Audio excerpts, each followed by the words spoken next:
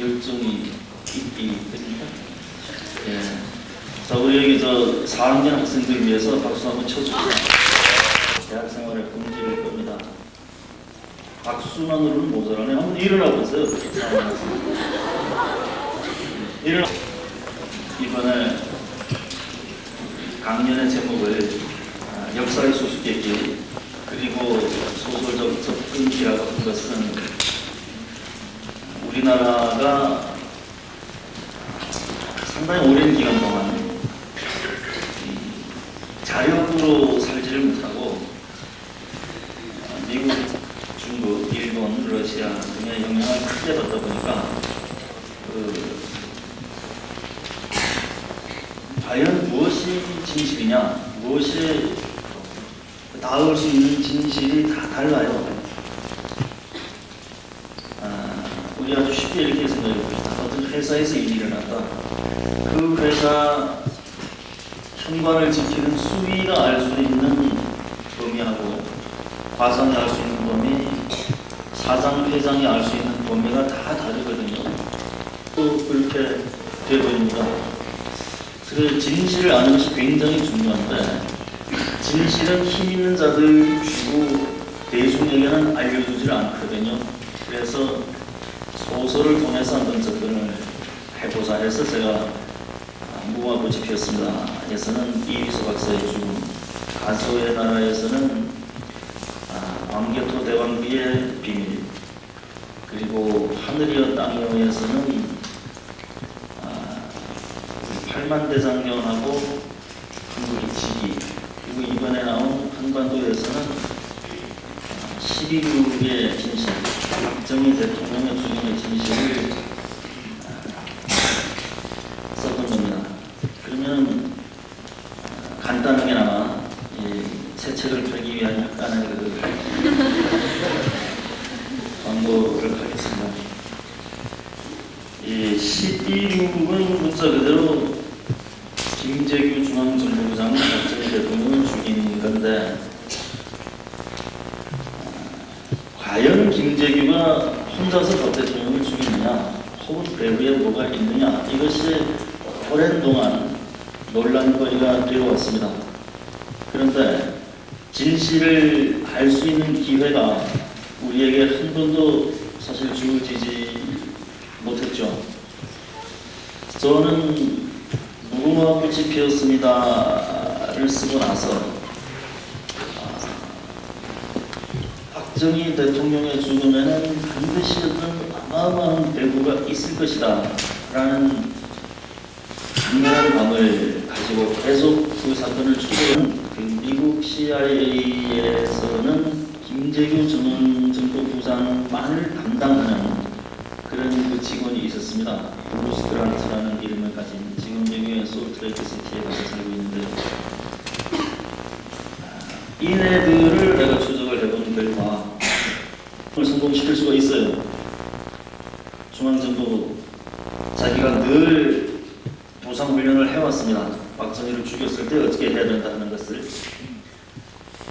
직원들을 풀어가지고 우리나라의 98명만 그날 밤으로 잡아들이면은 이 나라는 완전히 중앙정보부의 손아귀에 들어가게 되는데 그런 연습을 수없이 많이 해왔는데도 이 사람 김재규는 막상 박정희를 쏘고 나서는 그 남산으로 안 가고 남산을 지나쳐서 용산으로 갔거든요.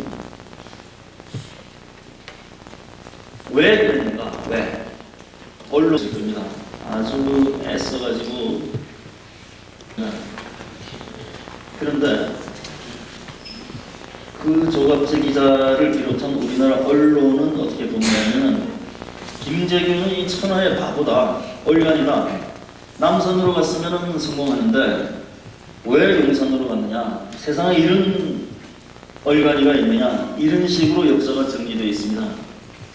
나는 그게 굉장히 이상했거든요. 김재규가 일국의 중앙당이거든요.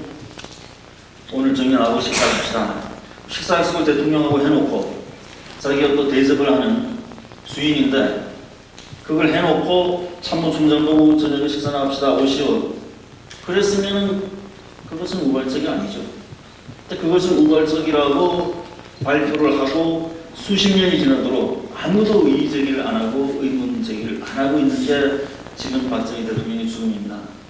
또 미국 대사는 절대로 광주에 군사를 보내도록 사전에 허용하지 않았다 하고 거짓말을 계속 해왔죠. 사실 간단하거든요. 그래, 한국군이 요청해서 가라 그랬다 하면 그만인데 왜 그네들이 그렇게 오래 클루, 이 실마리가 나오더군요. 그래서 제가 한반도를 써야만 하다고 생각을 했습니다. 이것이 이제 어제 출판이 되어가지고 오늘쯤 아마 이 울산에도 나올 겁니다. 꼭 제가 그 사라고 얘기하는 것은 아닙니다. 그냥 그릇책이 있다는 정도입니다. 저는 이 소설을 대학생 때부터 썼던 것은 아니고 또 어렸을 때 무슨 글재주가 있다든지 이런 얘기를 들었던 것도 아니거든요. 오늘 이제 대학생 여러분들을 보니까 세 분의 소설에 대해서 잠깐 얘기를 하고, 그리고 아까 사회자가 얘기한 대로 우리 문자 그대로 저자와의 만남이니까 여러분들 얘기도 좀 하시고 이야기를 주고 받읍시다. 나는 이 대학 시절이 굉장히 중요하다고 생각하거든요. 내가 소설을 쓸 수 있는 힘, 그것도 다 대학 시절에 길러졌다고 생각합니다. 많은 후배 작가들이 나에게 묻거든요. 어떻게 하면은 그렇게 큰 소설을 쓸 수 있느냐, 혹은 언제부터 이 습작을 했느냐, 글 연습을 했느냐 많이 묻는데, 저는 술 마시고 당구 치고 노래 부르고 놀러 다니고 참 한심한 그런 학생이었는데, 어떻게 해서 그래도 이런 석자가 사람들의 귀에 낯설지 않게끔 소설을 쓰게 됐느냐, 그것을 지금 여러분들에게 얘기를 좀 하고 싶습니다. 달리 얘기하면 여러분들도 나하고 꼭 마찬가지고 소설 혹은 다른 분야라 하더라도 충분히 잘 할 수 있다는 걸 저는 확신하고 있기 때문에 이 기회에 저희 그 대학 시절, 그리고 또 대학 생활의 중요성, 이런 것을 같이 한번 나눴으면 합니다. 우선 대학 생활을 잘 한다 그러는데, 나는 졸업 무렵에 내 친구가 이런 얘기하는 걸 들었습니다. 나는 대학 생활을 참 잘했다. 왜? 우선 전공 과목들이 학점이 다 좋고, 또 클럽 활동을 잘했고, 멋있는 연애도 했다. 그리고 좋은 직장을 가지고, 또 하나 안 들어보는 게 영어도 열심히 해가지고 대화도 잘하고 얼만큼 자기가 충분히 대학생활을 잘했다는 겁니다. 여러분 듣기에는 어떻습니까? 잘한 것 같아요? 저는 그때 들을 때에 이 친구가 대학생활을 참 잘했는데, 나는 하나도 못한 걸 그 친구는 다 했더군요. 보니까 나는 교수하고 사이도 안 좋았고, 학점은 뭐 더더군다나 말할 것도 없고, 클럽 활동도 별로 못했고요, 연애는 뭐 더 못했어요.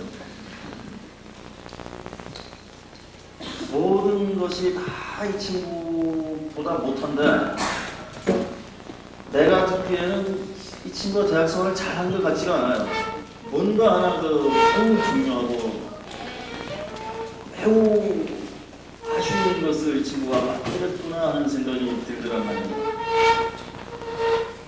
그것이 무엇이냐면, 다 잘했는데 이 친구가 나처럼 진지하게, 정말 치열하게 삶이 뭐냐, 인생이 뭐냐, 있는 생활을 하고 있습니다. 부인이 굉장히 갑갑해 하거든요. 아직도 저하고 자주 만나니까. 저는 그 친구처럼 그 친구가 얘기하는 그런 대학 생활을 잘 하지는 못했지만 딱 하나 한 게 있어요. 맨날 술 먹고 강의도 안 듣고 한 번 해본 적이 있습니다. 그리고 나니까 사람이 달라지더군요. 저 자신이. 용기가 생기고 힘이 생깁니다. 사나이의 힘이라는 것은, 사나이의 자신감이라는 것은 돈이나 지식이나 지위나 이런 데서 나오는 게 절대 아닙니다. 인생에 대한 정열, 무엇이든지 할 수 있다는 자신감, 무엇이든지 도전해보고 싶다는 그 가슴 속에서 불끈 튀어서 오르는 열정이 사나이를 결정하는 힘이고, 그것이야말로 진실되고 오래가는 거거든요. 그걸 언제 기를 수 있느냐? 바로 대학생 때입니다. 저는 요즘 이 IMF에 이제 우리 보통받는 학우들도 많을 텐데요.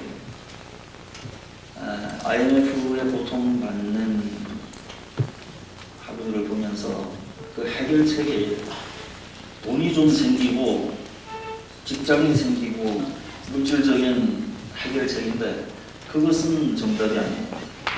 일생에 닥쳐오는 수많은 고난, 굉장히 다양하고 형체도 모를 이상한 어려움들이 우리 인생에는 옵니다. 그것을 해결할 수 있는 힘이 뭐냐?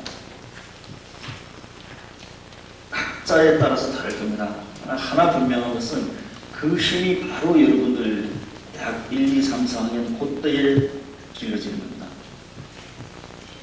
그래서 여러분들 또래의 다른 사람들이 고등학교만 나오고 직장에 가서 돈을 벌고 일을 하고 하는 대신에 여러분들이 여기 앉아있는 겁니다.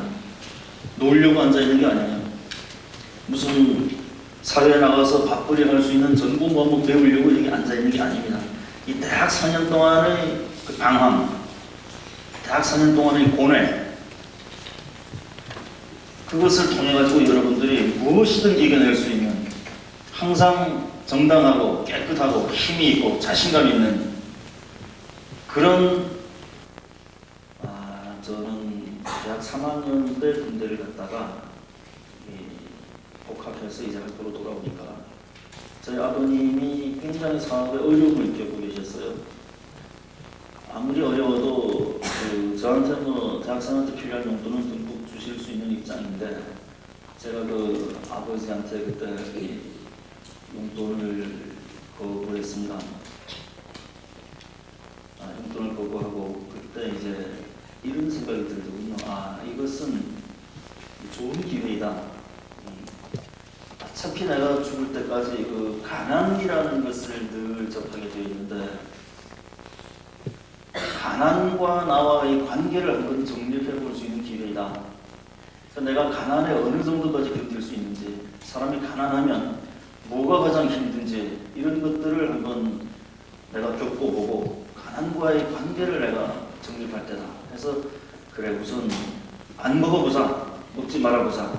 그러고는 집에서는 일부러 먹는 척하고는 그냥 나가고, 밖에 나가서는 점심 저녁 다 사 먹지 않고, 대학 4학년 때니까요. 그러나 누워있지 않고 아버지 옛날에 입던 그 한 20, 30년 된 그 양복 있었거든요. 그 하나 입고는 그 꿋꿋하게 버티면서 몇 끼까지 내가 안 먹고 견딜 수 있는가? 13끼까지는 안 먹어지더군요. 내가 소설 쓰기 전에 인생의 가장 큰 힘, 세상의 가장 큰 힘은 어디서 나온다고 생각합니까? 일어나 볼래요? 네. 무슨 과에 누구셔요? 네, 하나. 뒤로 한번 돌아보시죠. 인생의, 이 세상의 큰 힘은 어디서 나온다고 봅니까?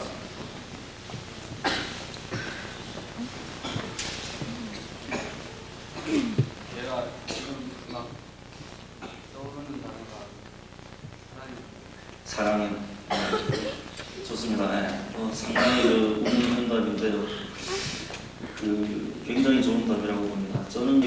타임지를 보니까 타임지 표지에 그 아프리카에서 굶어 죽고 있는 그 어린아이들 피골이 선접해가지고 파리가 이렇게 얼굴에 앉아있는, 그렇다고 그 아프리카에 그 당시 돈을 보내는 것이 요즘처럼 쉽지는 않았거든요. 그래서 이제 하나 결심한 것이, 이런 아이들이 있는 한 내가 이 밥을 그렇게 풍성하게 맛있는 음식으로만 먹어서는 안 되겠다 하는 생각을 했습니다. 그때부터 이제 습관이 돼가지고 점심 한 끼를 줄이고 아침 저녁만 보통 먹는 편인데,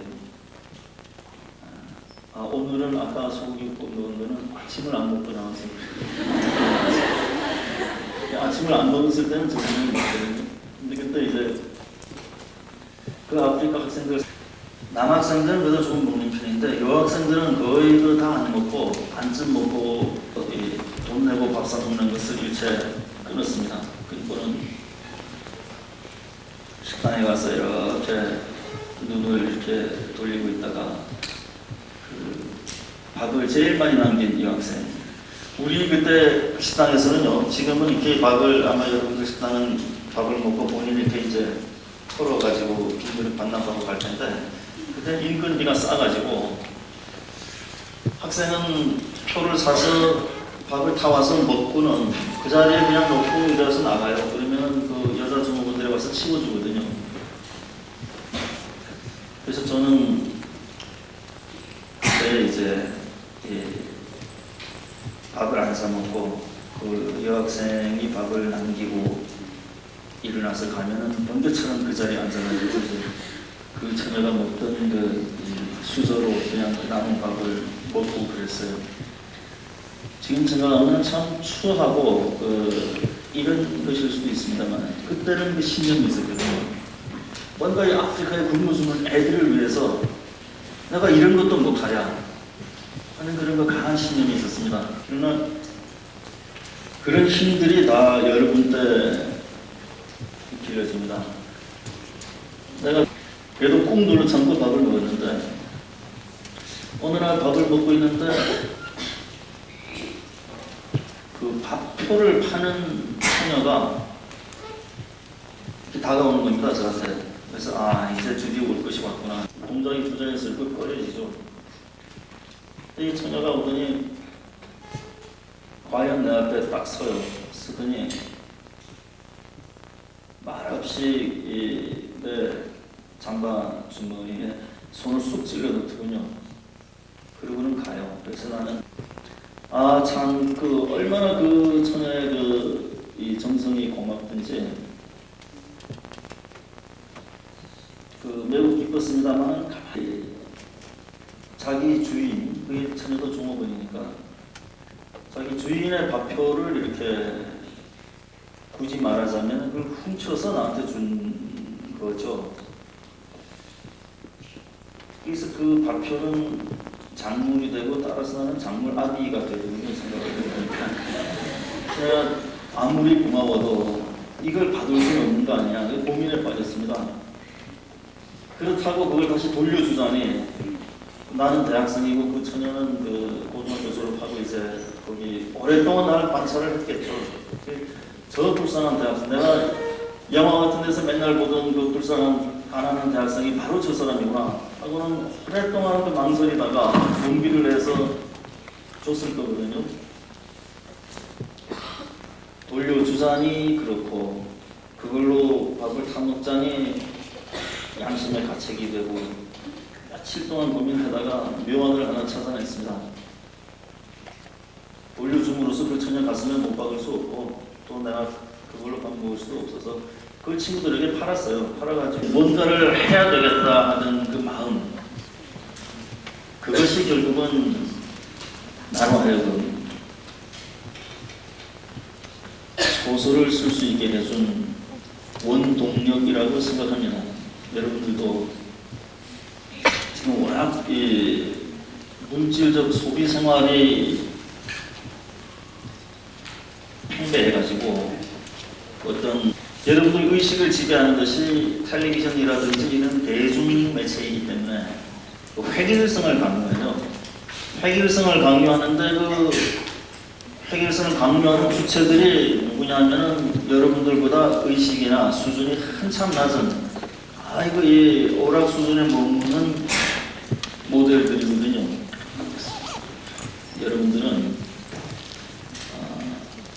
자기가 옳다고 생각하면은 어떤 모양새로 나타나든 자기 세계를 지켜서 고집을 할 필요가 있습니다.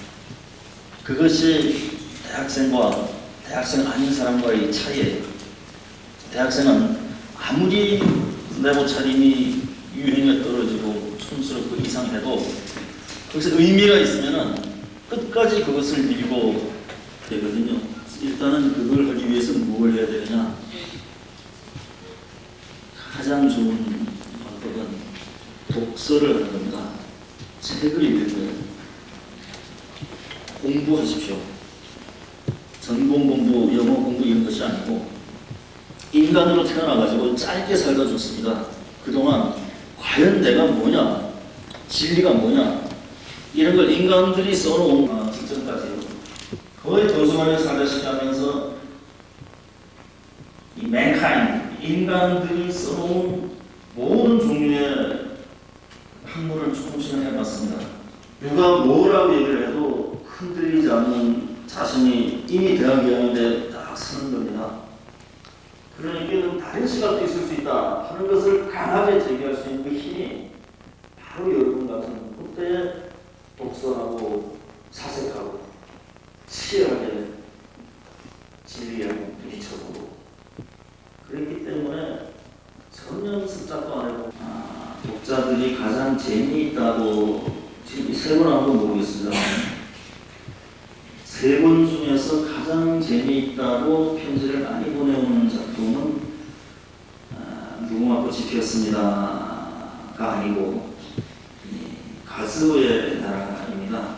가스오의 나라는 임나 일본부 문제를 저는 우리나라에서 그 가스오의 나라가 가장 정확하게 짚어내고 가장 정확하게 묻혀버릴 만한 비밀을 찾아냈다고 생각을 합니다. 우선 죽이고요. 그리고 벌거벗겨가지고 그걸 또 시간을 하거든요. 그 교과서 같은 데 없으니까 모르죠. 일본인도 모르고 한국인은 거의 모르죠. 그런 거를 보면은 분노를 넘어서 회의가 와요. 세상에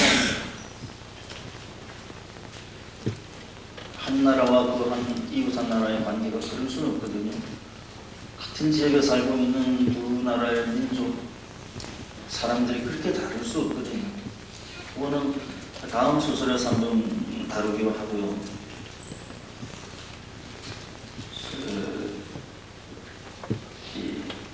한국, 중국, 일본 사이에는 어떤 문제가 있는가 하면 지금 일본의 교과서 왜곡이라는 문제가 이제 자꾸 제기되는데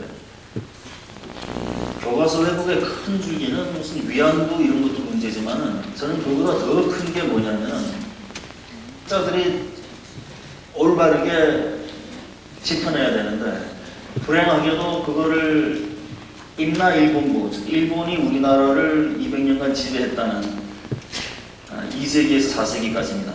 신라와 백제를, 신라, 백제, 가야를 일본이 지배했다는 거죠. 지금도 그렇게 가르쳐요. 그걸 우리나라 학자들이 왜 바로 잡지를 못하느냐? 참 안타깝더군요. 근데 일본인들은 왜 그렇게 주장하는가 하면은 이 광개토 왕비가 있어요. 광개토 대왕비가 있는데 굉장히 큽니다. 그 광개토 대왕비의 그 tác phẩm 을 보고 한국 학자하고 일본 학자하고 중국 학자들의 해석이 제각각 다 달라요. 그런데 한문 문법적으로는 우리나라에 상당히 불리하게 해석이 되게 되어 있습니다. 그래서 우리나라 학자들이 그동안 뭐라고 주장을 해왔냐면은 그것은 일본이 비에다가 서표를 한 그 광개토 대왕비의 비밀. 그게 사실은 어떤 게 있었냐면 글자 한자요. 그게 이 여러분들 이해가 잘 안 가더라도 일단 들어는 놓으세요. 상당히 앞으로 도움이 될지 모릅니다. 자, 그 안 보이는 세 글자의 맨 오른쪽은 그 딴딴딴 라예요. 그래서 그 안 보이는 세 글자의 맨 마지막은 그 신자인 게 틀림없습니다. 딴딴 신라거든요. 도해 파 백잔. 일본인들의 해석은 신묘년에 일본이 와서 도해 바다를 건너와서 파 백잔 임나 신라 이렇다는 겁니다. 일본인들 해석이. 그게 다 맞는 걸로 되어 왔어요. 근데 제가 중국에 가서 찾아낸 글자가 있습니다. 안 보이는 세 글자 중에 맨 왼쪽 것이 이 동력 동자예요. 이걸 중국인 세계적인 광개토 대왕비 연구가인 중국인 학자가 그게 동자라는 것을 그 광개토 대왕비가 맨 처음 발견되자마자 그거가 망가지기 전에 그 비를 이렇게 옮겨 적어 놓은, 우리가 그걸 저본이라고 그러거든요. 그 저본에 동자가 있는데 이 중국인 학자가 그거를 묻어버린 겁니다. 그 동자를 없애고 보니까 그 삼국 간의 대립이 엄청났던 거죠. 가스오의 나라에서는 그것을 이 광개토 대왕비의 비밀, 그 동자라는 것을 다룬 거고요.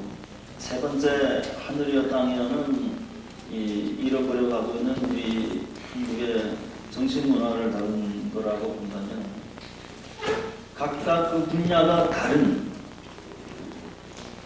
것들인데 어떻게 제가 혼자서 글 쓸 수 있느냐 하면은 그것이 바로 아까 얘기했듯이 여러분들의 다방면의 독서를 한 것이 그 힘일 겁니다. 그래서 우선 착한 마음을 갖고 그 다음에 사람을 믿고요. 사람을 믿는 것도 중요합니다. 저는 이 고스톱을 갖고 치거든요. 고스톱을 치면 거의 백전백승입니다. 여러분들도 고스톱 칠 줄 아나요? 고스톱 칠 줄 모르는 사람 손 한번 들어보세요. 하하, 좋습니다. 울산대학교. 좋습니다.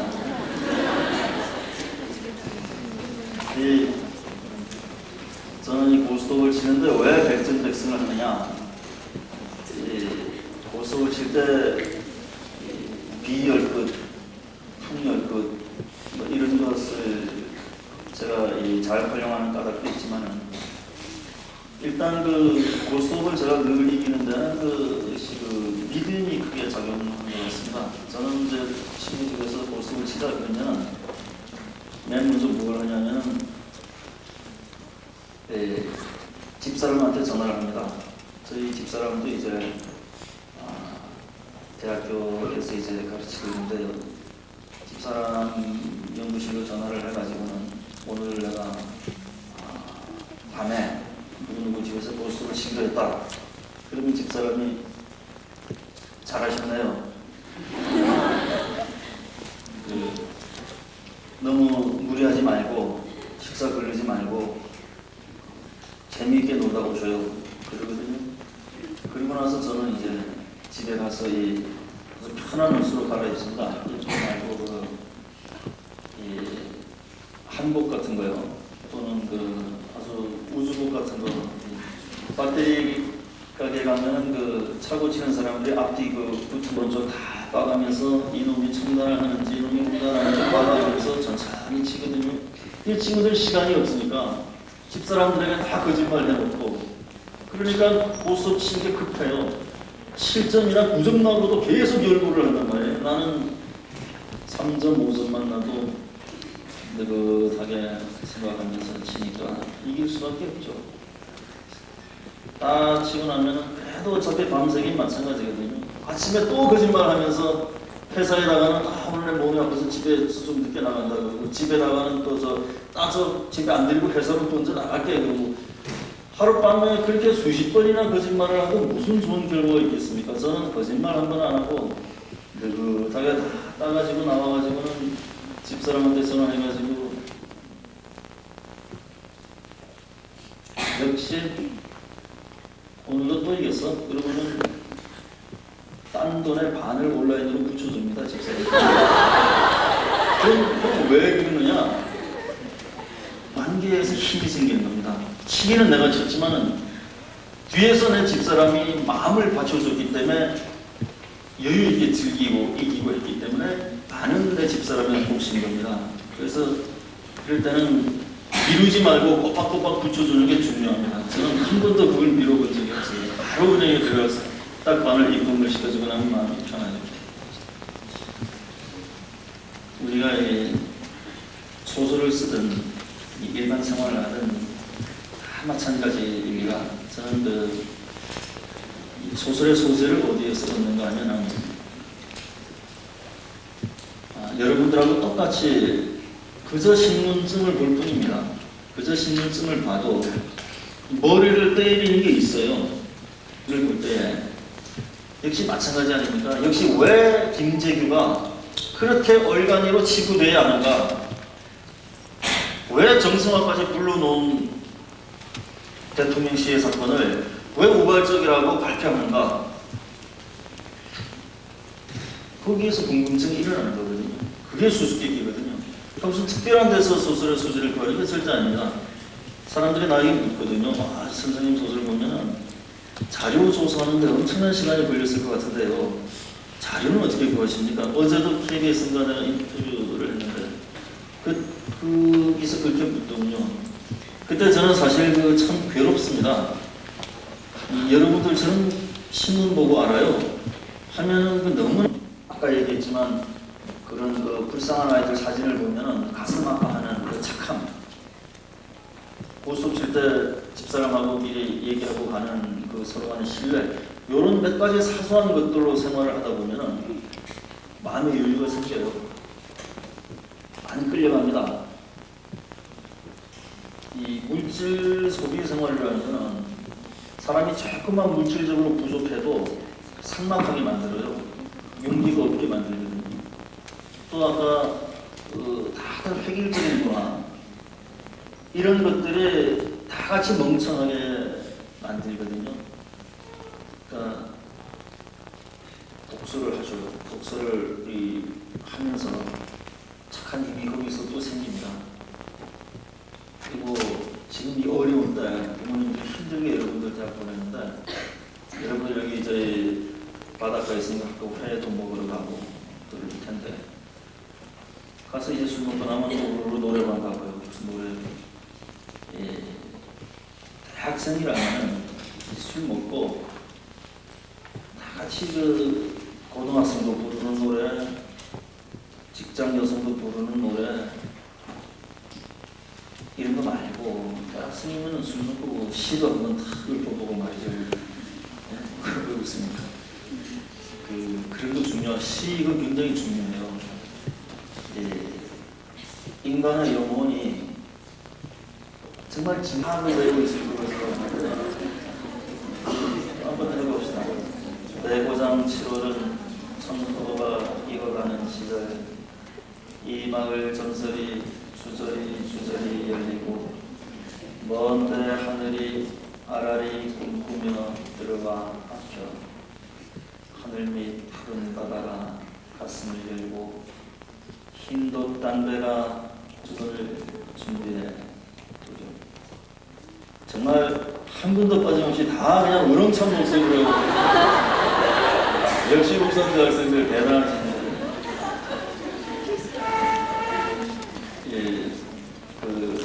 나름대로 멋과 낭만을 갖고 나가셔요. 그게 힘입니다.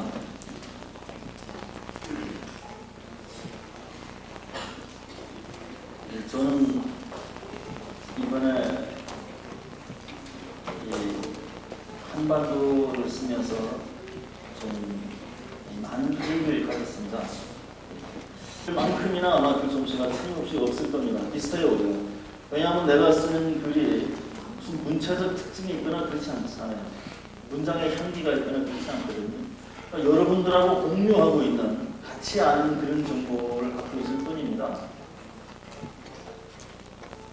그런데도 소설이 되는 거는 그 다방면의 독서와 사색으로 중심이 이렇게 서 있기 때문에 그런 거거든요. 여러분들에게 오늘 내가 제목은 역사의 수수께끼 그리고 소설 덕터 이렇게 했지만 정작 하고 싶었던 얘기는 너무나 중요한 이 인생의 황금기기 대학 시절에 즐겁게 놀고 재밌게 지내시되 그 학교 도서관에 파묻혀가지고 온갖 방면의 책을 한번 읽어보겠다는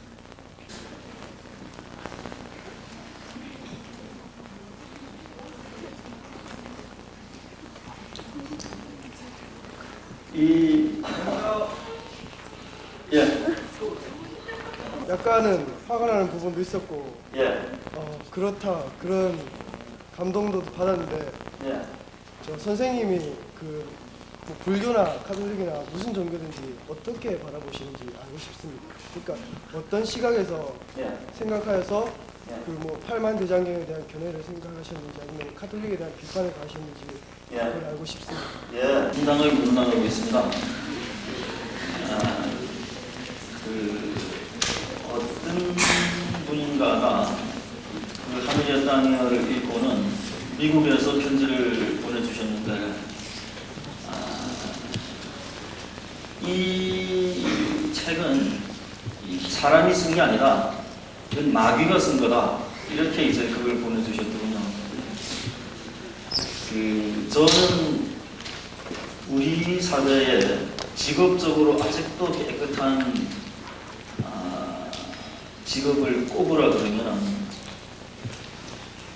한 직업 가장 깨끗한 사람들이 신부라고 생각합니다.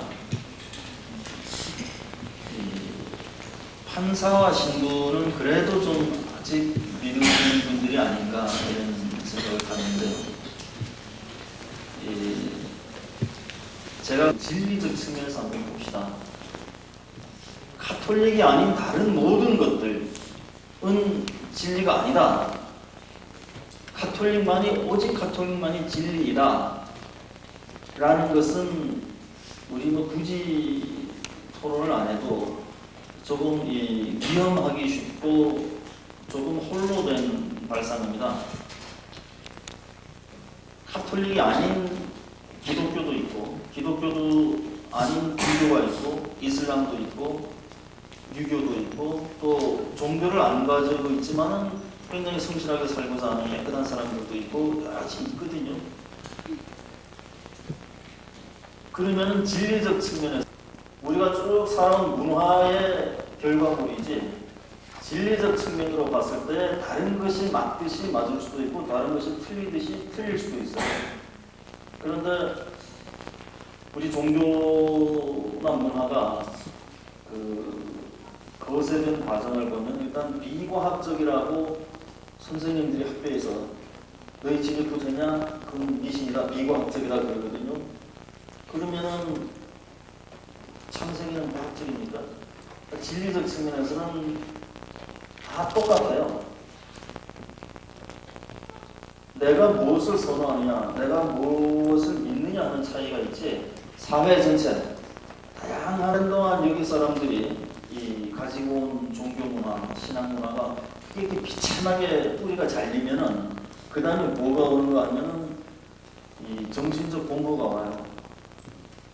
그게 굉장히 무서운 겁니다. 지금 우리나라가 힘이 없거든요. 왜 힘이 없느냐 하면은 사람들을 이렇게 결합시켜주는 익숙해지고 우리 것으로 재창조해 나가는 건데 그것이 이것은 우월한 거고 이것은 열등한 거다 하고 일방적인 관계로 받아들이고 이걸 그러면 의식이나 이런 것들이 전부 그쪽을 따라가게 됩니다. 세계는 결국은 유한한 자원을 놓고 사람들끼리 싸우는 전쟁 같은 거거든요.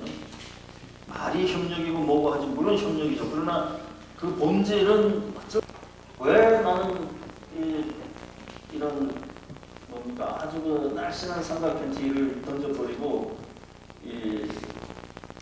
옛날 여자 입던 그 고쟁이를 한번 입어보겠다는 그런 게 없냔 말이에요. 비유가 좀 이상하나요? 가소를 우산 대신에 한 2년쯤 바치고 다닙니다. 그럼 그걸 하는 데에는 그것도 의미가 있어요. 전부 의미가 있는 일은 그 자체로 힘이 있기 때문에 남의 시선을 의식할 필요가 전혀 없습니다. 우리 지금 다 이 문화가 깨져 있기 때문에 내가 그 현실이 안타까워가지고 그래도 가장 좀 낫다는 카톨릭을 그 대상으로 삼았으니까 그것이 그 우리 문화의 파괴, 외국 문화의 공격성에 대한 상징 같은 거니까 크게 마음 쓰지 마셔도. 아까 네, 반갑습니다.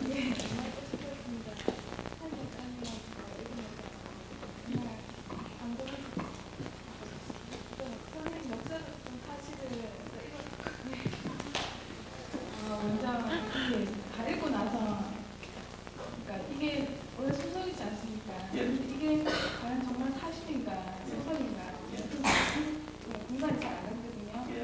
그 정도로 그렇겠는데, 솔직히 오늘은 내일의 과거이고 또 어제 위했듯이 그래서 어떤 역사적 사실을 가지고 소설적으로 그런 어떤 지금 불안한 요소를 가지고 이렇게 저희 우리 한국이 어떤 한국의 미래나 아니면 이런 난관을 견딜 수 있는 그런 어떤 힘이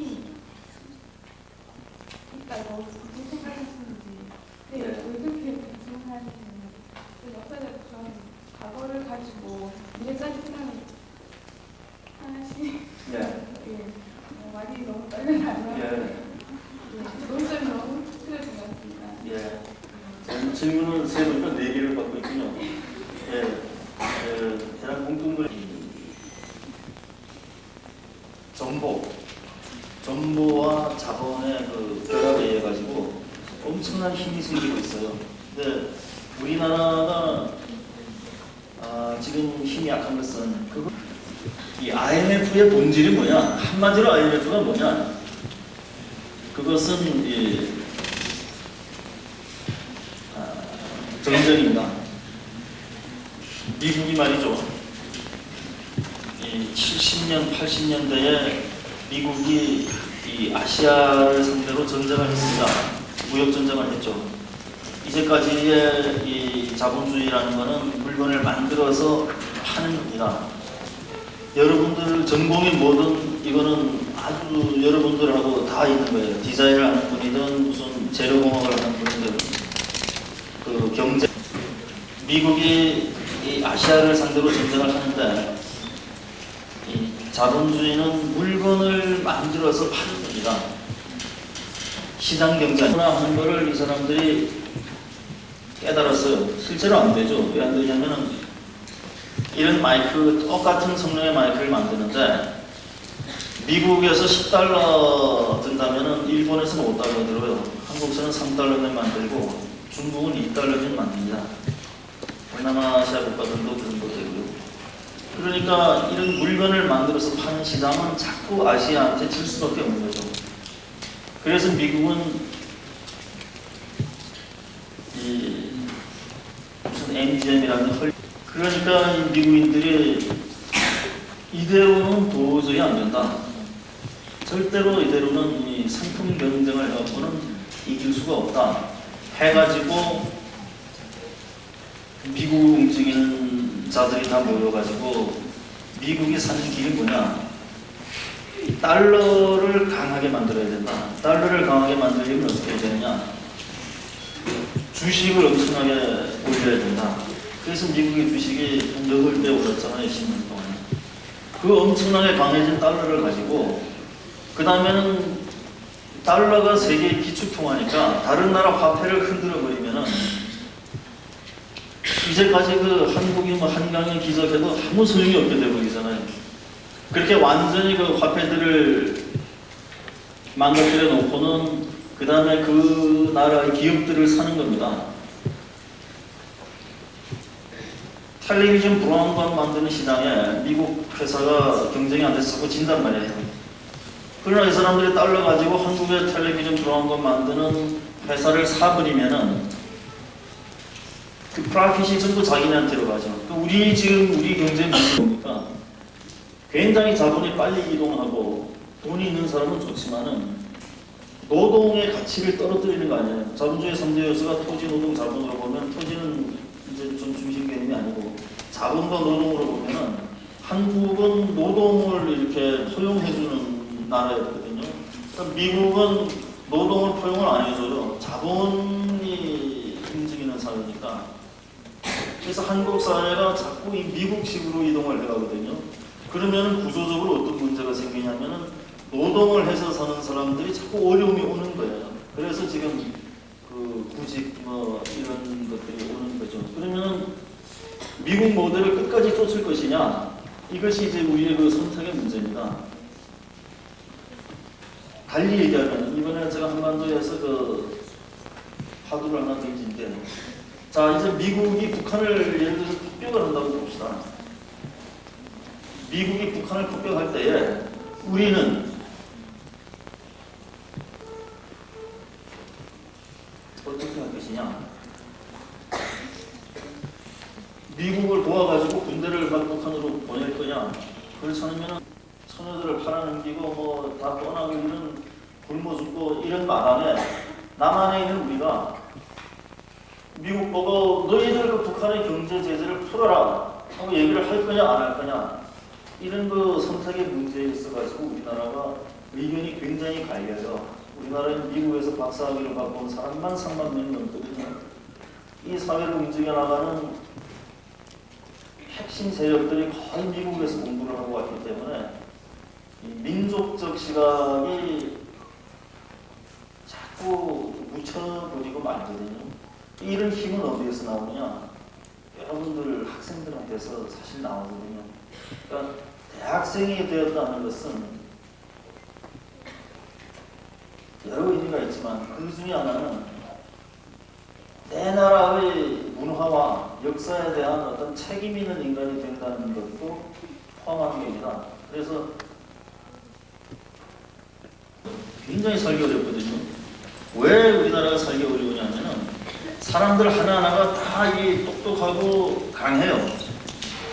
다른 외국에 한번 가보세요. 살기 편해요. 사람들이 좀 나사가 좀 빠져있고 대충 뭐 좀 힘들이 없어요 보면은. 근데 우리나라는 이 너무 똑똑한 사람이 많다 보니까 사기가 난무하고 말이죠. 그 온갖 그 범죄, 희한한 범죄들 엄청나지 않습니까? 이게 막 생기는데 이게 지금 내가 볼 때는 이게 그 과도기 같은 거예요. 뭔가 이 물고만 잘 튀어주면은 그 엄청나게 강한 힘으로 우리나라는 일어설 겁니다. 그러니까 우리나라 미래에 대해서 너무 불안해하지 말고 재료공학 공부 좀 열심히 하시고 도서관에 가서 독서 좀 많이 하셔야 되겠습니다. 예. 자, 지금 시간이 어떻게 됐습니까? 질문 하나만 해도 됩니까?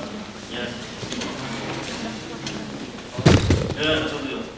그때는 있어요. 예.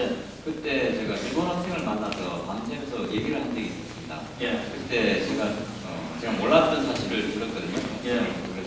그래서 나가서 처음 느낀 거는 17세기 직전에 지금 저희 일본이 잠수했다 이런 얘기를 듣고 있고 모든 어떤 상황들이 미국에서 지배를 받고 있다. 지네들이 만약 이겼으면 지금 미국의 위치는 일본이 되었을 거라고 울분을 토하더라고요. 그래서 저는 울분이 더 토해질 거 아닙니까? 예. 일본 때문에 지금 우리나라가 지금 그래졌습니다. 지금 모든 어떤 우리 문화라는 게 이런 공감대가 어쩔 수 없이 한국을 갔다가 들어갈 수밖에 없었고 자기네는 다른 나라들하고 시민 정책을 다르겠다. 그래서 일본과 같은 나라를 만들기를 생각하고 그렇게 들어갔다길래 이제 저는 열받아가지고 니네들 한게 어떤 식으로 행동을 했냐, 정말 일본 국민과 똑같이 행동을 했는 거냐 이렇게 반박을 했거든요. 그러니까 그 부분에 있어서는 분명히 그때 군인들이 잘못했을 것이다. 자기가 잘못도 국내에 있을 때 러시아 남아 정책 이런 거에 관해서는 얘기를 못 들었었고요. 그 얘기에 대해서 답변할 어떤 그런 상황에서는 아무런 생각이 안 났었거든요. 사실 당황했었습니다. 그 얘기를 듣고서.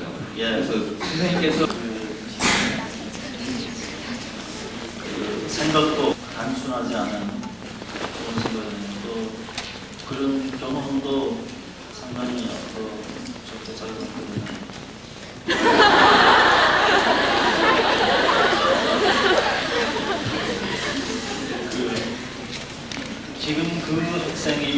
학생이 이제 하는 얘기가 가장 대표적인 이 망언입니다. 그 얘기를 누가 맨 먼저 했냐면은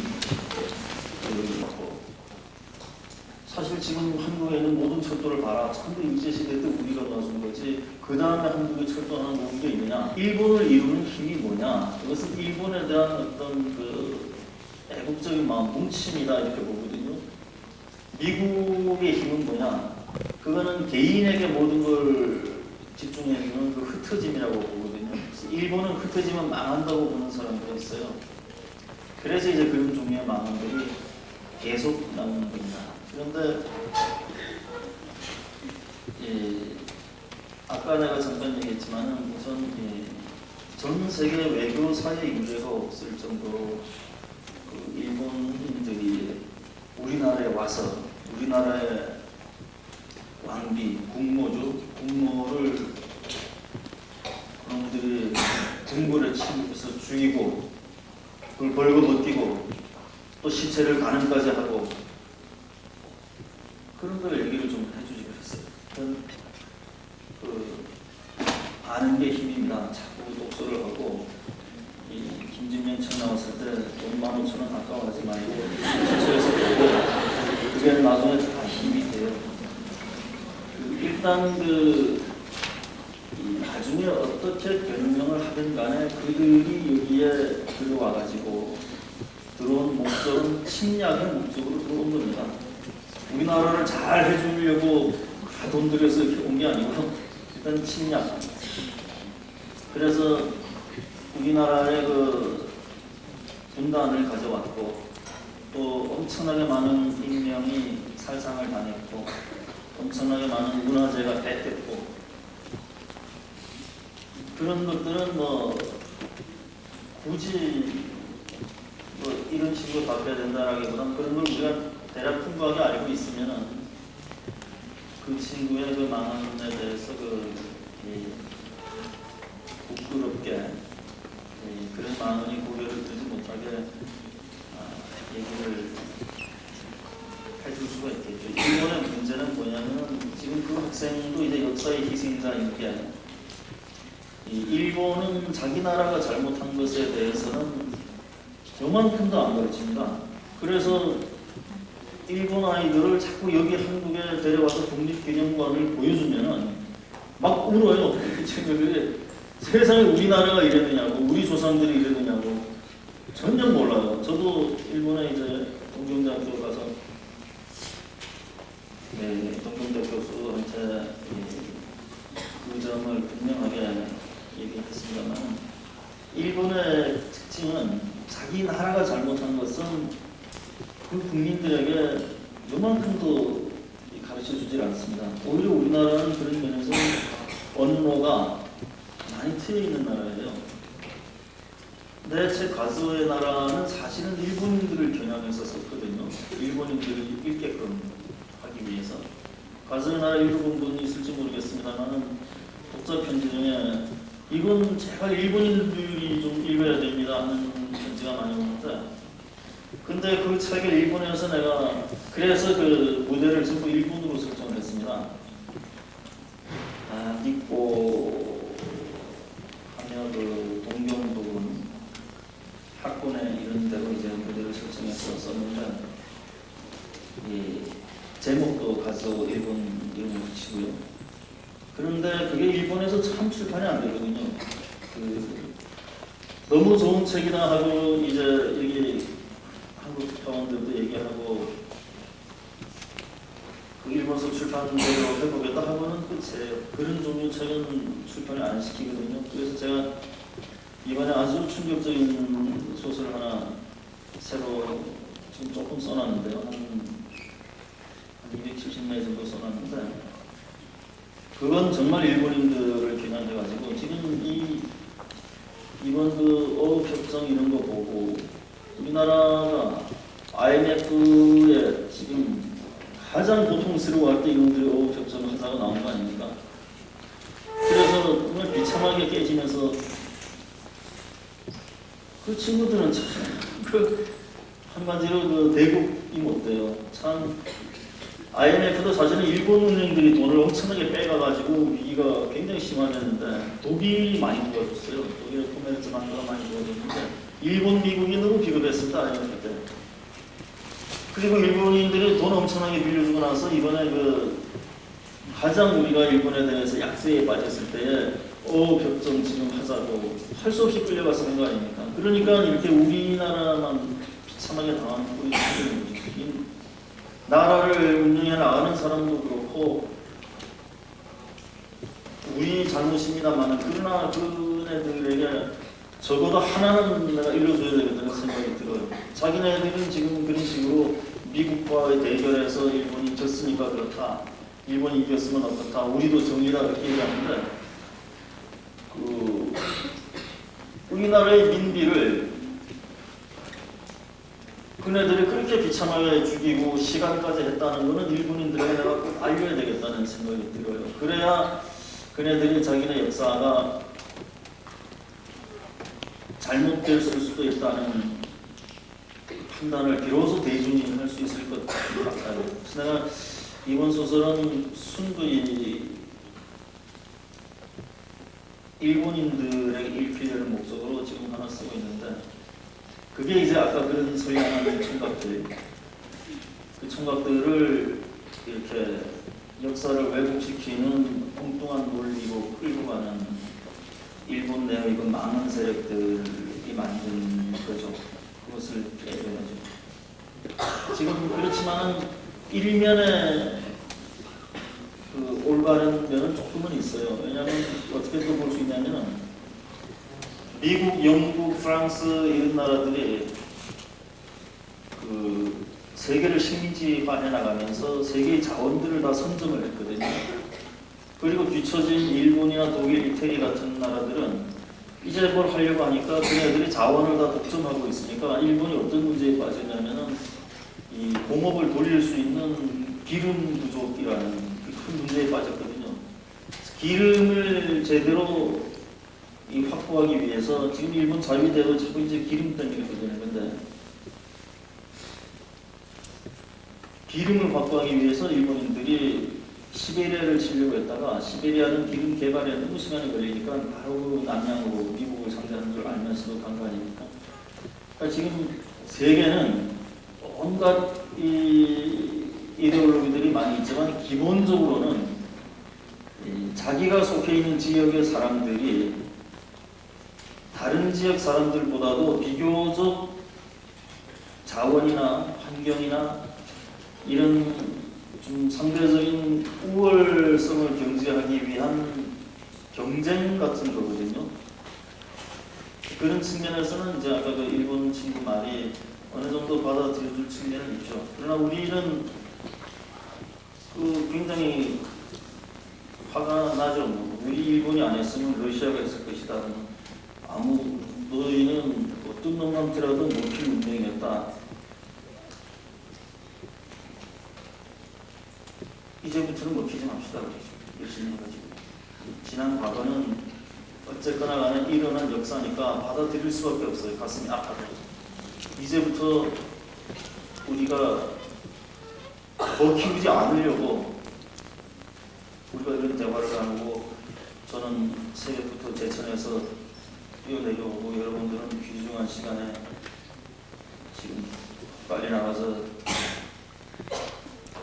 술도 마시고 데이트도 하고 그래야 되는데 이 귀중한 시간에 와서 솔직히 4학년 학생들 마음이 바쁜데도 여기 와서 그 얘기 다 듣고 좋은 질문도 하고